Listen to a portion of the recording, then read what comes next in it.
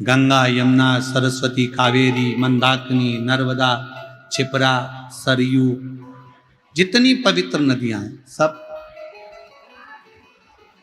क्या बात है? शंकर भगवान ने पूछा क्या चाहते हो?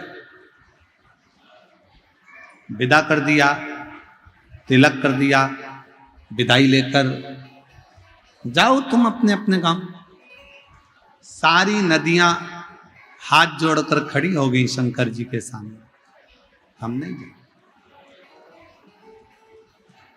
मेरे भोले बाबा, जैसे आपने गंगा को अपने मस्तक पर रखा है, मेरे भोले बाबा जैसे आपने गंगा को मस्तक पर रखा, पार्वती को बाजू में रखा, अपने साथ में रखा, सारी पवित्र नदियां कर रही हैं हम नहीं जाना चाहते, हमको भी विदाई लेकर यहां से जाना नहीं है। मेरे भोले बाबा, हमको भी आपके साथ रहना है। तो शंकर भगवान ने जितनी पवित्र नदियां थीं उन सब नदियों को कह दिया, अगर तुम जाना नहीं चाहती हो मत जाओ। मेरा शिवलिंग जहां पर विराजमान होगा, समझिएगा जरा, देखकर समझिएगा,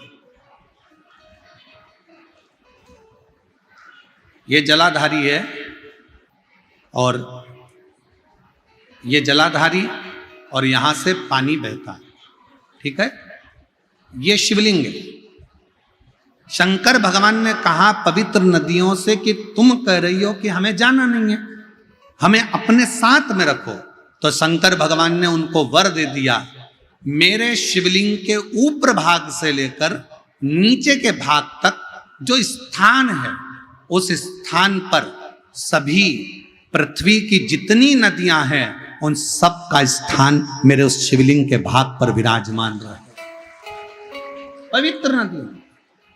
अब कई लोग कहते हैं गुरुजी शंकर जी पे जल चढ़ाकर पीने से बीमारियां चली जा रही है, शंकर जी पे जल चढ़ाकर आचमन करने से गठान गल जा रही है, ऐसा कैसे हो सकता है? उसका कारण केवल इतना है, जब हम शंकर भगवान पे जल चढ़ाते हैं, गंगा, यमुना, सरस्वती, कावेरी, नर्मदा, सब जल चढ़ाते से पूरी नदियों का जल उस जल में आ जाता है। पार्वती जी का हस्त कमल, जया, विषहरा, शामली, दौतली, सबका जल उसमें मिल जाता है। अशोक सुंदरी और गणेश कार्तिकेय का जल उसमें प्राप्त हो जाता है। और जब हम जल का पान करते हैं तो हमारा रोग धीरे धीरे समाप्त हो जाता है। उस जल की पवित्रता का